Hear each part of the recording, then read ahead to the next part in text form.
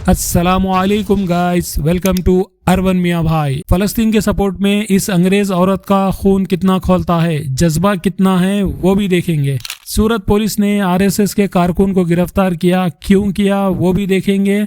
इससे पहले दोस्तों, सबसे बड़ी खबर, यूपी मुजफ्फरनगर में जो कावड़ियों की यात्रा चलते सभी दुकान, ढाबे, यहाँ तक कि बंडी वालों को तक नाम की प्लेट लगाओ बोल के जो ऑर्डर दिया था सीएम योगी आदित्यनाथ की गवर्नमेंट ने, ताकि पता चले कि कारोबार करने वाले का मजहब क्या है, जिसकी वजह से कई सारे मुसलमानों को नौकरी से निकाल दिया गया और उस ऑर्डर को सुप्रीम कोर्ट ने रोक दिया। और इस पर AIMIM president, member of parliament barrister Asaduddin Owaisi साहब ने क्या कहा, सुनिए। हमने कहा कि कोई सरकार संविधान के खिलाफ ऑर्डर पास करती है तो भारत सरकार को उसका नोट लेना चाहिए, उनके पास इख्तियार है। ये इस तरह से जो ऑर्डर निकालकर आर्टिकल 17 का वायलेशन है संविधान का, अनटचेबिलिटी को प्रमोट कर रहे हैं, राइट टू लाइफ के खिलाफ है, आप लाइवलीहुड के खिलाफ है, आर्टिकल 19 के खिलाफ है। और ये आप होते कौन है भाई? आप किस बुनियाद पर ऑर्डर निकाल रहे हैं? और आपके ऑर्डर निकालने से मुजफ्फरनगर इतने ढाबे और मुस्लिम एम्प्लॉयज़ को निकाल दिया गया है। जो मुसलमान के ढाबे थे वहाँ कोई जा नहीं रहा है खाना खाने के लिए।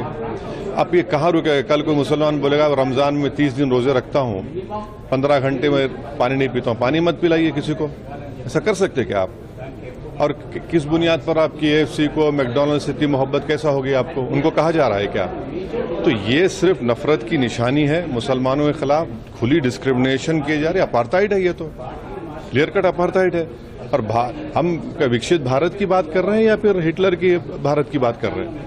सरकार ने कोई आश्वासन दिया? नहीं, सरकार ने कुछ नहीं कहा। आरएसएस का कारकुन और गुजरात सूरत BJYM का मेंबर विकास आहिर, जो कि खुद एंटी ड्रग कैंपेन चलाता था, उसको और 3 और लोग को Surat police special operation group SOG ने आइसक्रीम पार्लर के जरिए ड्रग्स की स्मगलिंग के इल्जाम में गिरफ्तार कर लिया। इस शख्स की कुछ पुरानी सोशल मीडिया पोस्ट में इसने एंटी ड्रग कैंपेन चलाते हुए सीएम योगी आदित्यनाथ की तारीफ में अच्छे अच्छे खसीदे लिखकर अंदर से कामा पूरे कर रहा था। अब सुनो इन्हें क्या क्या लिखा। ट्विटर के एक पोस्ट में ये लिखता है, महाराज जी के नेतृत्व में यूपी के ड्रग माफिया के खिलाफ निर्णायक जंग जारी है। नशे के अवैध कारोबार को समूल नष्ट करने में महाराज जी पूरी प्रतिबद्धता के साथ अग्रसर हैं। एक और पोस्ट जो 31 दिसंबर 2022 को यह पोस्ट करता है, योगी सरकार के ड्रग माफिया समेत अपराधियों के विरुद्ध अभियान चलाया, जिससे अपराधियों के मन में खौफ पैदा हुआ। एक और पोस्ट जो 2022 26 अगस्त को यह पोस्ट करता है, ड्रग माफियाओं का काल योगी जी। सीएम योगी आदित्यनाथ की तारीफ की आड़ में स्मगलिंग का धंधा चला रहा था। बाबा बाबा करते करते छापा पड़ गया बेटे। और इस विकास आहिर की कुछ फोटोज बीजेपी से बेंगलुरु के मेंबर ऑफ पार्लियामेंट और BJYM प्रेसिडेंट तेजस्वी सूर्या के साथ सोशल मीडिया पर बहुत वायरल हो रहे हैं कि कैसे ये पार्टी की आड़ में अपना स्मगलिंग का धंधा चला रहा था। तो दोस्तों, एक और बड़ी खबर निकल कर आई है। जो बैन गवर्नमेंट एम्प्लॉयज पर लगा था कि वो RSS की एक्टिविटीज में पार्टिसिपेट नहीं कर सकते, वो बैन हटा लिया गया है। और इस पर member of parliament Asaduddin Owaisi साहब ने क्या कहा, सुनिए। जो सरकारी कर्मचारी वो जा सकते। देखिए, RSS पर महात्मा गांधी के कत्ल के बाद सरदार पटेल ने और नेहरू की हुकूमत ने उन पर बैन लगाया। उन पर बैन इसलिए निकाला गया क्योंकि उनको ये मानना पड़ा कि वो भारत के संविधान को मानेंगे, वो भारत के नेशनल फ्लैग को मानेंगे, और उनको अपना एक रिटर्न कॉन्स्टिट्यूशन देना पड़ा। और उसमें कई कंडीशंस थे जो पॉलिटिक्स में हिस्सा नहीं लेंगे। उस ऑर्गेनाइजेशन को आज ये बीजेपी की NDA की सरकार ये परमिट कर रही है कि गवर्नमेंट सर्वेंट्स RSS के एक्टिविटीज़ में हिस्सा ले सकते।